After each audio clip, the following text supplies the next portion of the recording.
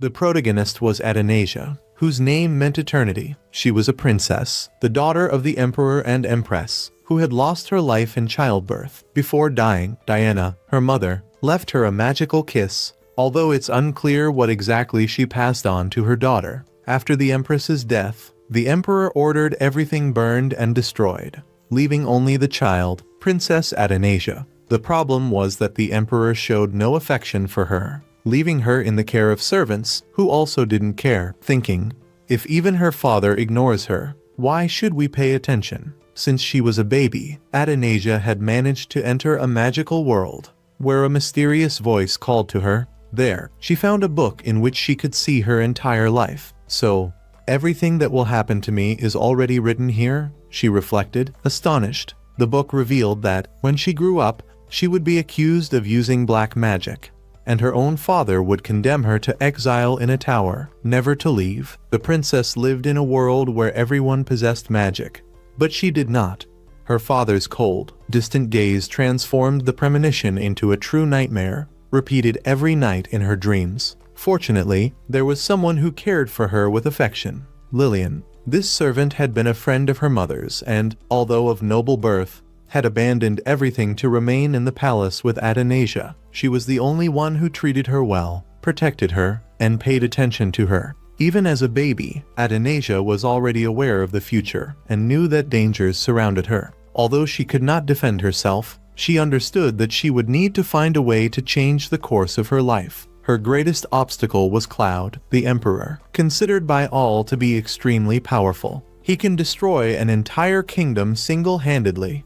And that's my father, the little princess thought in frustration. 3 years passed, and the atmosphere around the girl had become more welcoming. Many new maids came to work there, enchanted by the sweetness and beauty of Athanasia, now 3 years old. However, among them was one who was only interested in money, while the others dedicated themselves to making the place beautiful with flowers and decorations. This maid watched secretly, searching for valuable objects the emperor had purchased for the late empress. One day, Athanasia approached and asked what she was looking for. The servant, believing her to be merely a gardener's daughter, replied, "Show me somewhere where there is gold." Athanasia, silently, thought, "She just wants to steal." Then she led her to the sunflowers, the wheat, and the fresh bread, pretending not to understand what she really wanted. Then, with calculated innocence, she commented that there were no great treasures left in the palace, but that there were still utensils adorned with precious stones.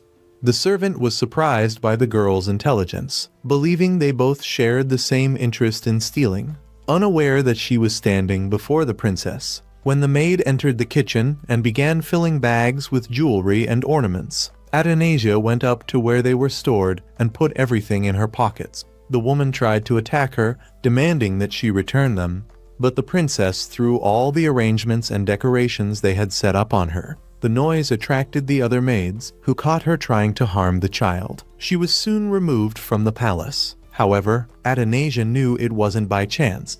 She thought, if I hadn't acted like that, Lillian would have been attacked tonight. Indeed, in her vision of the future, the same servant tried to rob and stab Lillian. Therefore, it had all been done on purpose, keeping the recovered jewels for herself. Athanasia reflected that she would need them in her future, knowing the cruel fate that awaited her. Meanwhile, Claude continued his duties as emperor. Felix, his assistant, reported that someone had attempted to break into his daughter's home, and that the girl had successfully thwarted the threat. He expected a reaction from the sovereign, but Claude remained indifferent. In another distant place, a man sensed that something in the fate of the Obelia Empire was changing, and that the source of this was the palace. Through the book, Athanasia understood that she was merely a secondary character in that story. In her dreams, she already knew she would meet her father when she was 8. He will be the only family I have left, she thought. From that moment on, she would begin her effort to impress him, yearning to be by his side.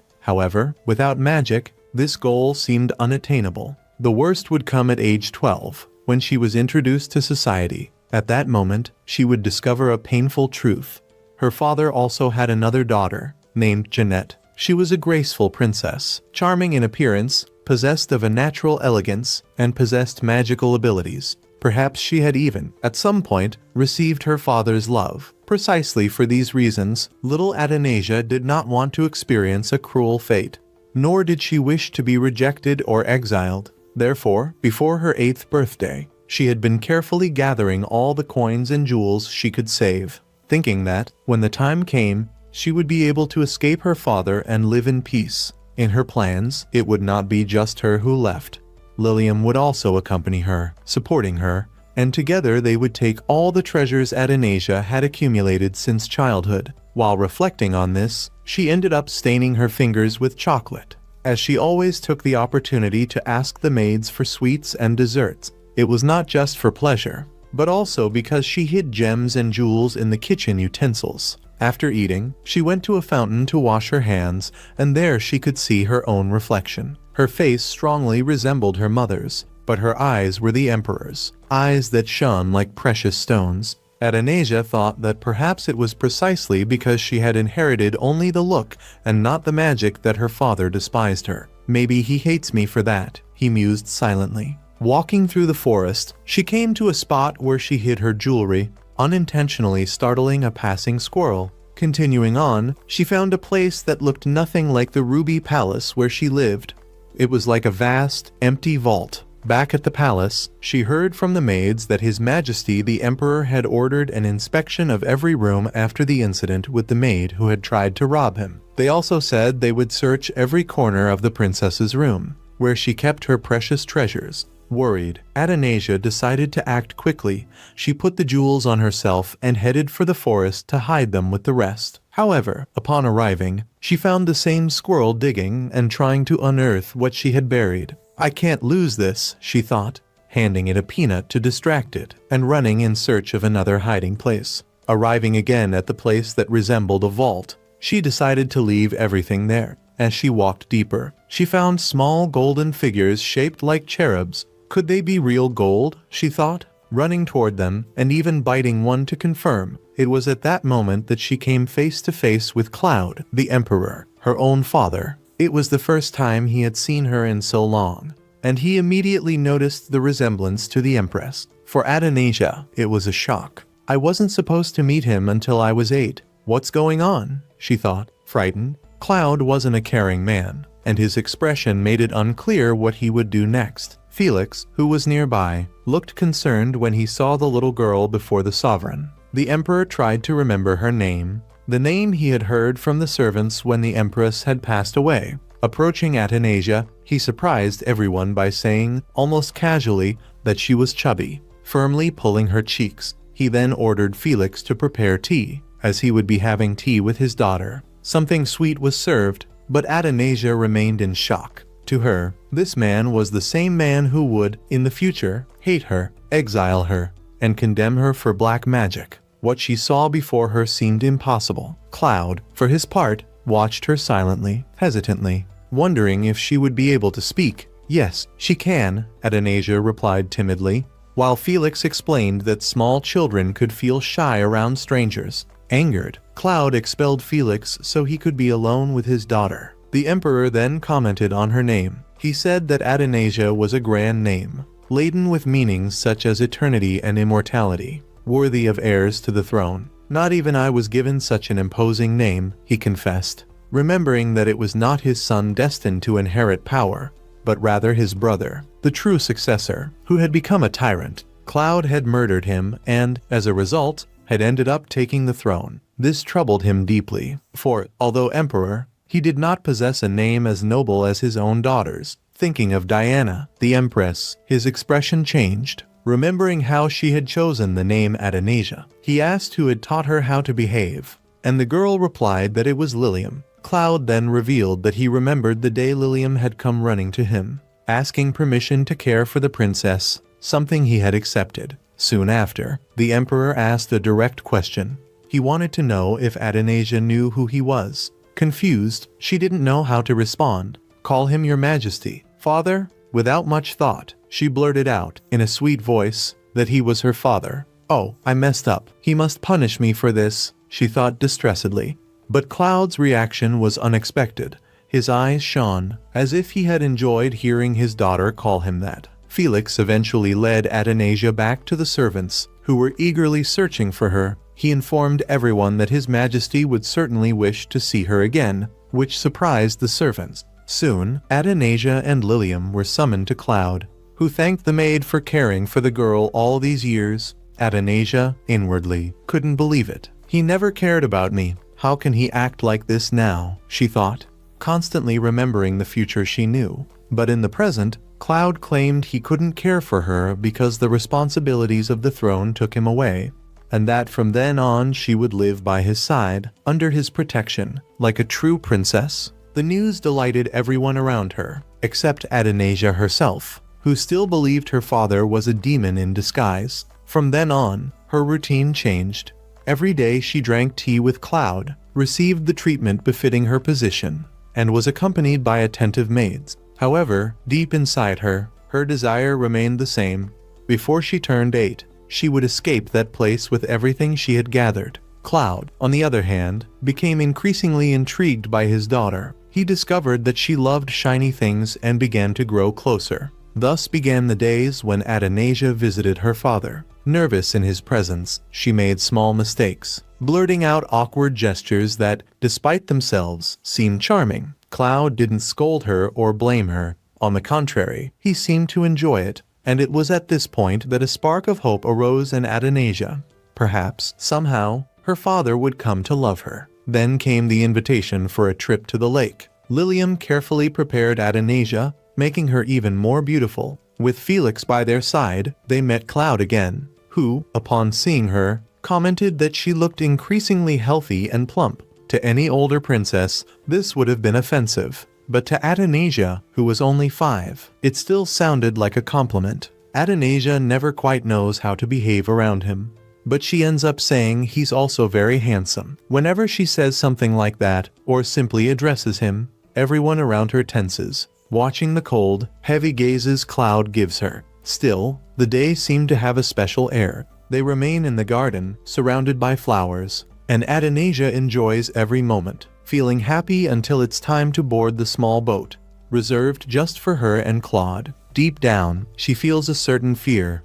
After all, she can't swim. Felix tries to reassure her that nothing bad could happen, as she would be by her father's side. However, he regrets speaking so quickly when he sees Claude holding the girl as if she were some burden, without the slightest delicacy. The atmosphere becomes uncomfortable. He can't find the right words, but seeing Claude's golden locks moving in the wind, Athanasia shyly comments that his hair is radiant and very beautiful, adding that she loves it too. Deep down, the girl recognizes that he truly is beautiful, a deep honey blonde, but at the same time, she can't erase the memory that he will be the one to condemn her to exile. Silently, she wonders how that boat moves without oars, until she notices that Claude seems to be steering it with magic. When she looks into his eyes, she discovers they are incredibly blue, clear as 2 sapphires, and wonders if her own would be similar. Suddenly, a small, glowing lotus catches her eye. She even smells a gentle scent.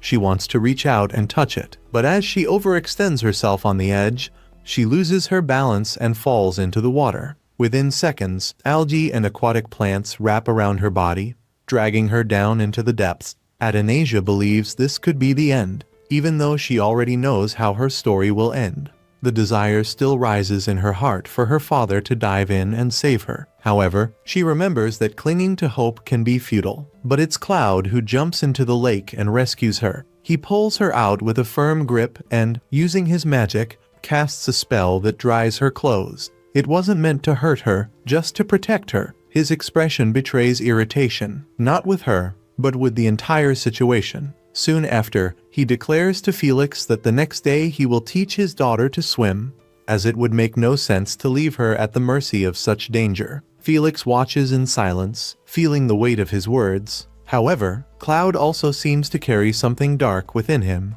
a kind of magical burden that affects him in ways still unknown. After this scare, Athanasia falls ill. She has a fever, but is cared for by Lilian, who explains that the lotuses are magical and often deceive their victims, luring them to the bottom of the lake through illusions. Confused, Athanasia asks why such dangerous things exist, and Lilian explains that only people without magic are affected. Since almost everyone in the castle is noble and possesses power, they needn't worry. It is then that Athanasia realizes the problem is that she is the most fragile. That same night, Claude returns to the lake. He walks to the center, where the lotuses float, and faces the strange presence that isn't quite a creature, but rather displays before him the image of Diana, Athanasia's mother. In Claude's thoughts, it's clear he's tried to stifle his feelings since Diana's death, erasing any emotion. However, now that he lives with his daughter, he realizes he feels no hatred. Felix also witnesses the scene,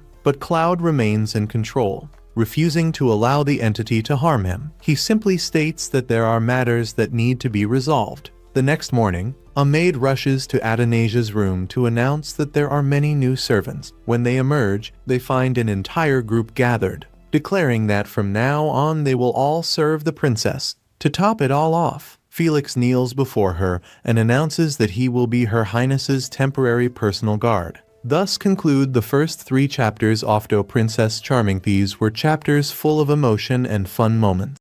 Soon we are told a little more about what actually happened between Claude, the Emperor, and Diana, as some prefer to call her. For now, little Athanasia dreams of someone with a familiar face, though she cannot clearly remember who it is. Upon waking, she realizes she is being carried by Felix, who explains that His Majesty wishes to have breakfast with her. The girl wonders why the Emperor, someone so important, is not guarded by soldiers, and why even Felix protects her so much. He only replies that Claude does not need that, for he trusts his magic, and drops the subject. Soon, he takes her to the Emperor's chamber, saying that Claude would surely be happy to be awakened by his little daughter on a beautiful spring morning. Athanasia thinks, nervously, that waking the Emperor is a huge responsibility and fears what might happen. Athanasia observes the room with curiosity before gathering courage to approach Claude. She notices a large map made entirely of gold and is fascinated by its details.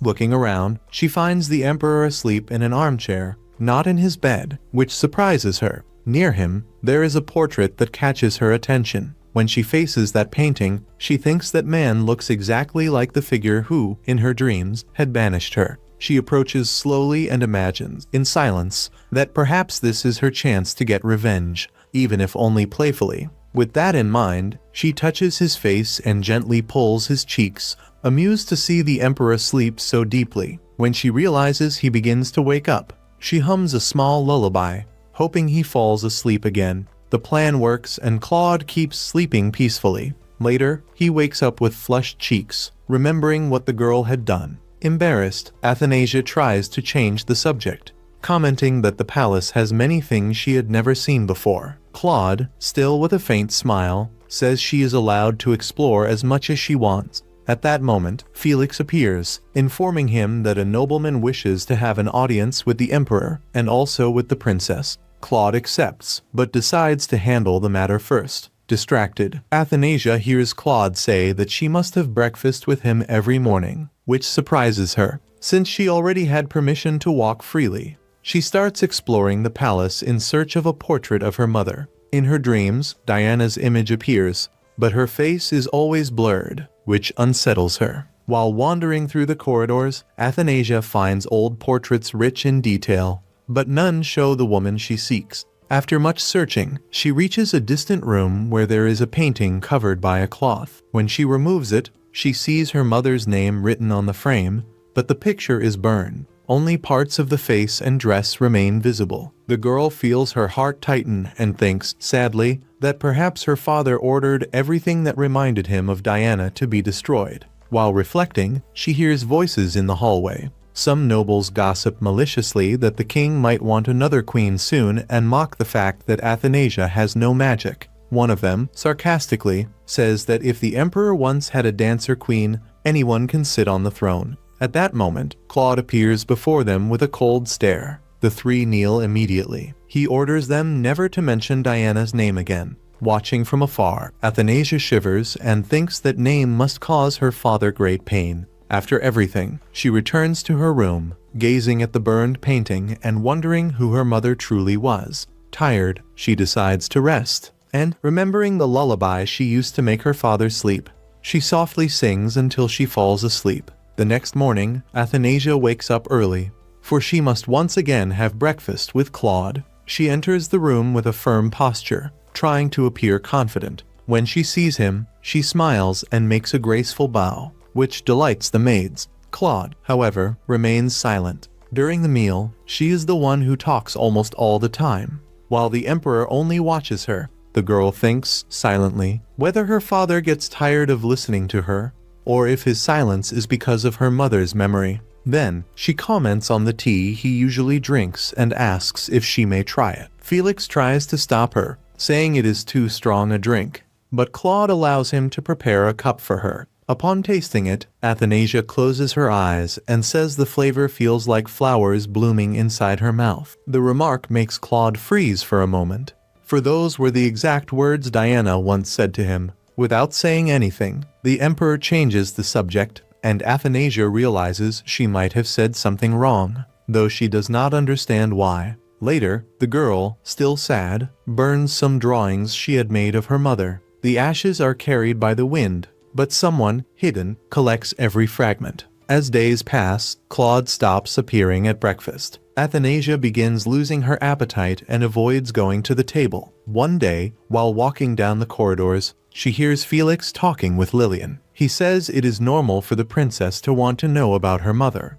since everything related to her was destroyed in the palace. Felix mentions he intends to ask Claude to use magic and show the girl his own memories of Diana. Hearing that, Athanasia runs to them and begs them not to do it. Frightened, she says she does not want her father to hate her because of this matter. Felix kneels and gently says that the emperor never hated either her or Diana, and that he had promised the queen to protect his daughter. To prove it, he shows her the reason Claude needs no guards.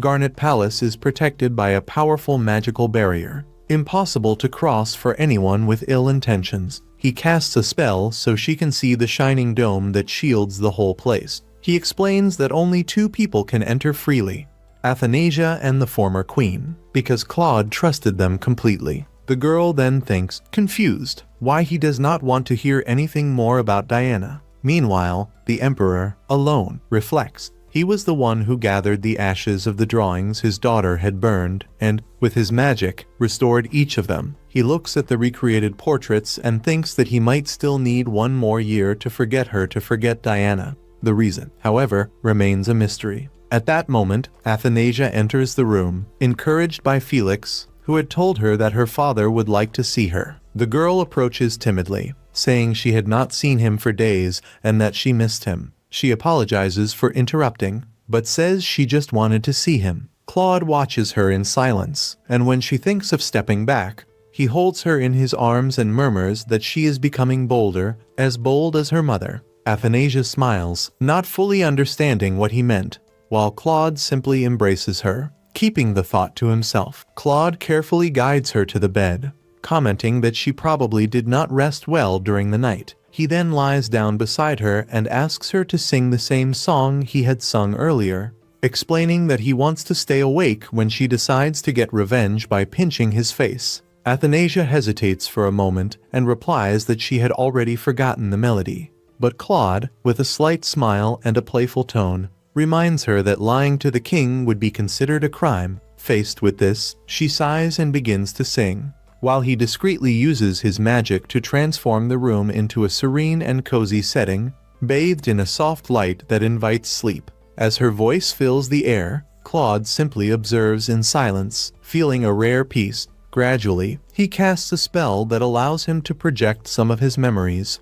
and Athanasia begins to see them as if she were part of them. In the images that appear, she sees her mother smiling, radiant as she had never imagined before. Claude also watches these memories and realizes, once again, how he has always been a reserved man, with a serious and distant gaze. The song gradually fades, and the room becomes even calmer. In a few moments, the two end up falling asleep side by side, enveloped in a sweet and protective silence. Thus ends the fourth chapter of The Enchanted Princess.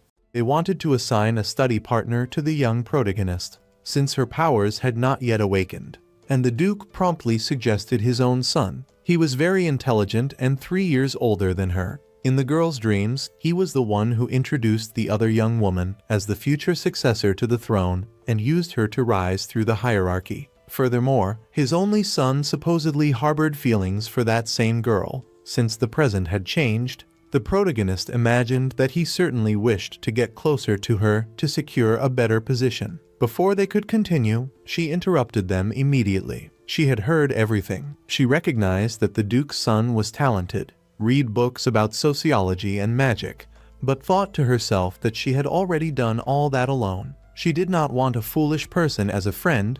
She believed no one could match her in studies. However, he possessed magic a low blow. She thought that was enough. They decided to leave the subject for another day. Aeolus possessed a special planetarium, capable of measuring the amount of magic within a person. The greater the potential, the faster it spun. Hers, however, remained motionless. Her father held immense power, and her mother had been a dancer who used magic in every movement. Then how could she have no gift at all? 2 years later, while the maid bought high-quality fruits, everyone commented that her father loved the princess so much that he had built a library just for her. It was more than clear she would inherit the throne. It was then that a mysterious figure appeared. He realized that the maid was not supposed to be alive. Her destiny had been rewritten. Soon, the annoying boy appeared again. After 2 years, he worried that the princess still did not have a classmate. He said he had someone in mind, a girl of the same age. He himself had educated her.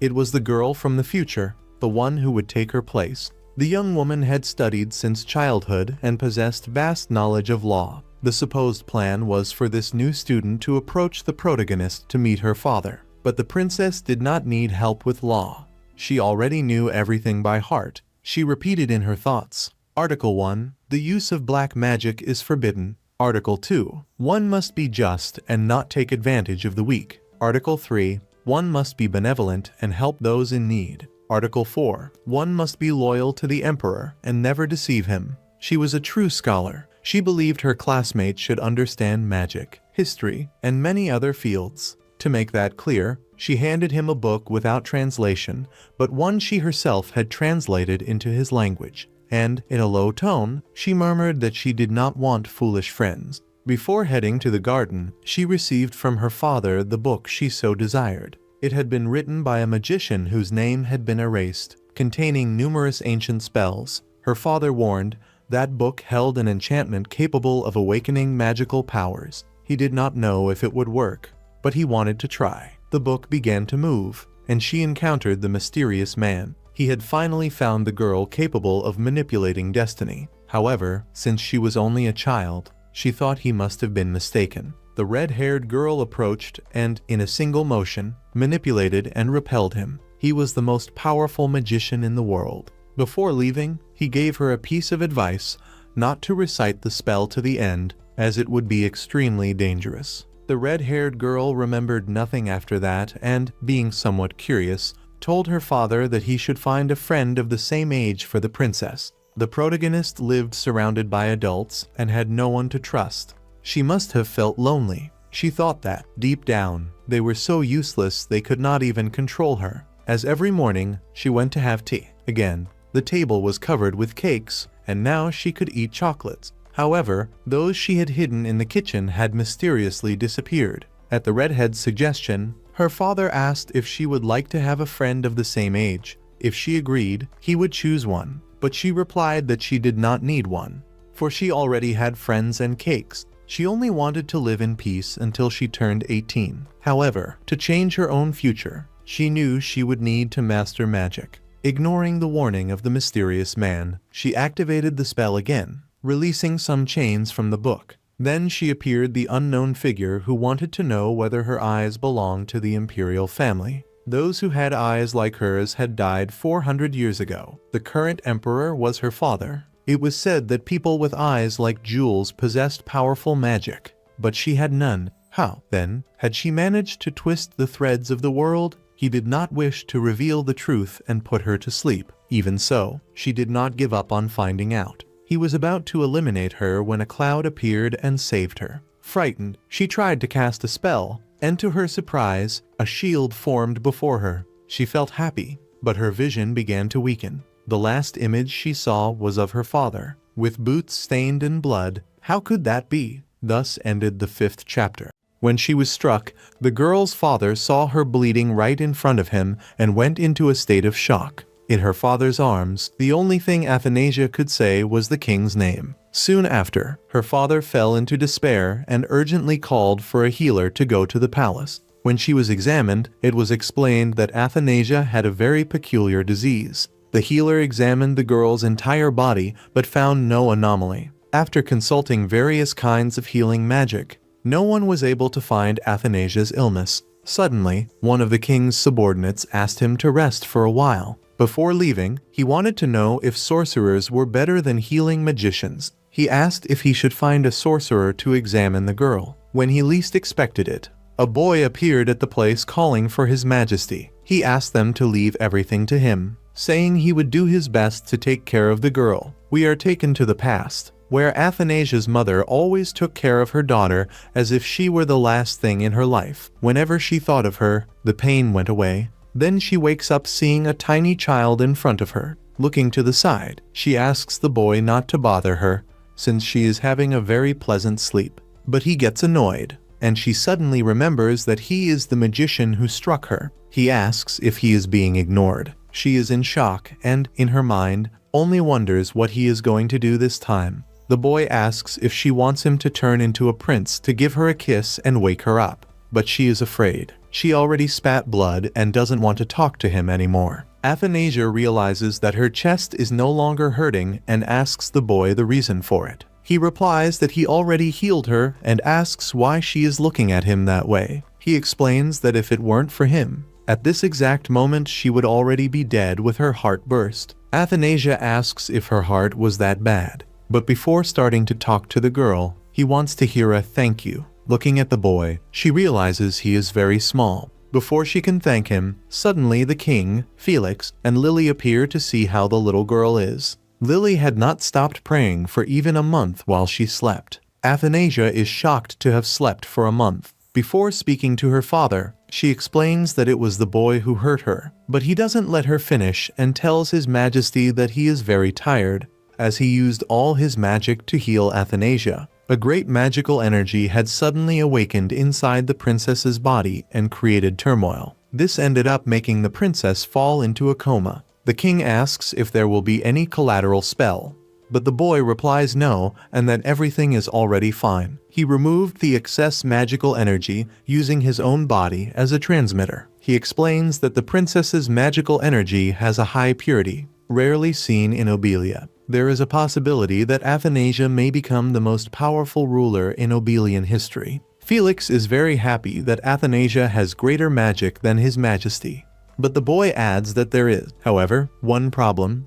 The girl is still growing, and it is possible that something like this could happen again. Suddenly, the boy ends up kneeling on the floor, and the king asks if he is all right. The boy activates his magic and realizes that there are 2 lines on the heads of the king and Athanasia. But the boy says he is very tired after using it. The king says that one day he will reward all the boy's efforts and that he will be compensated for it. But for now, he would like him to stay and take care of Athanasia. The boy gladly accepts, but before leaving, he gives a little laugh to the girl, and she realizes that it was all a setup. The king notices that the girl's room is very old and wants her to be taken to the Emerald Palace tomorrow. We are told that the Emerald Palace is a palace used by several generations of princesses. In her dreams, one day Jeanette began to live there. While Athanasia was trapped in the Ruby Palace, her fate changed at that moment. But if Jeanette appears, she would like to know what will happen to her. She decides to think about it later.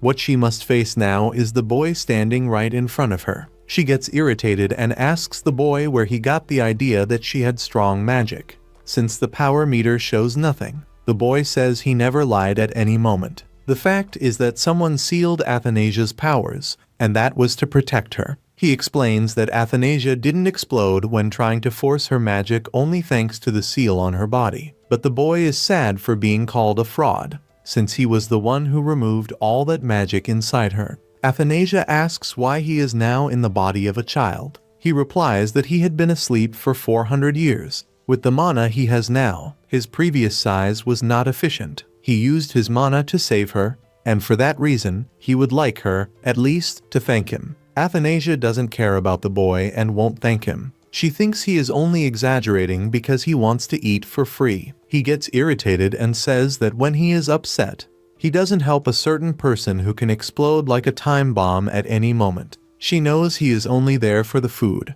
If it were for anything else, he would have already told the king about the seal long ago. Like a good swindler, he replies that this is true, preferring 1,000 times to relax in the palace and eat good food every day. Athanasia asks if it was he who stole her magic and her chocolates. The boy answers that she is partly right.